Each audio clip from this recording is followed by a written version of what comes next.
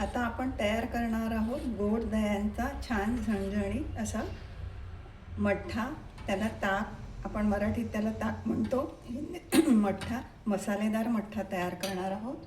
त्यासाठी लागणार आहे 2 मिरच्या, 2 लसणाच्या कळ्या,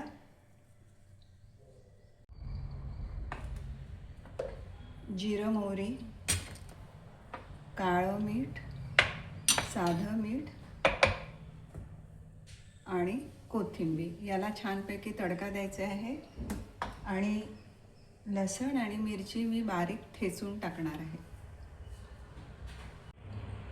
हे दही रवीने घुसळलेलं आहे छान. आता याच्यामध्ये आपण टाकणार आहोत साधं अर्धा चमचा हे मीठ,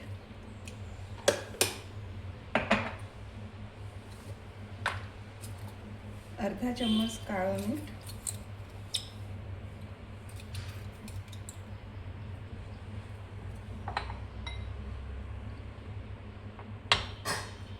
मिरची आणि लसणची मी ठेचलं होतं ते टाकत आहे. मिरची आणि लसण,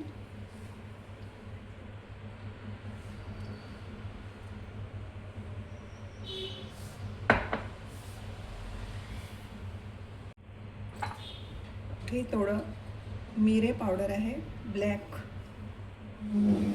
आणि हे जिरं पावडर आहे, हे अर्धा चम्मच टाकत आहे. हे गरम करायला ठेवलेले या छोट्या तेलाच्या चम्मचने अर्धा चम्मच तेल टाकत आहे.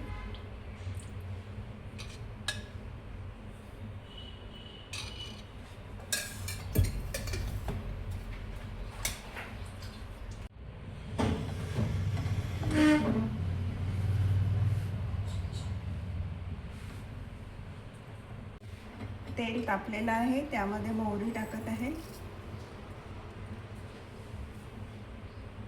नंतर हा कढीपत्ता आहे, तो कढीपत्ता टाकत आहे. आणि अर्धा चम्मच हिंग. इथे जिरं सुद्धा टाकू शकता, मी जिरं पावडर टाकल्यामुळे जिरं नाही टाकत आहे. आणि असा हा तडका आपण ताकाला वरून देणार आहोत.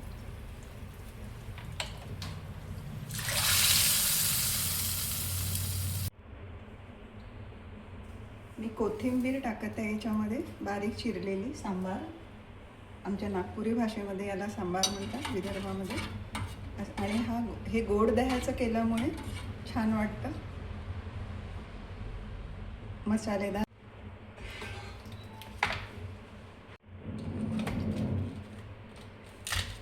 यामध्ये मी आईसचे 2 तुकडे टाकलेले आहे आणि पुदिन्याची पानं टाकलेली आहे.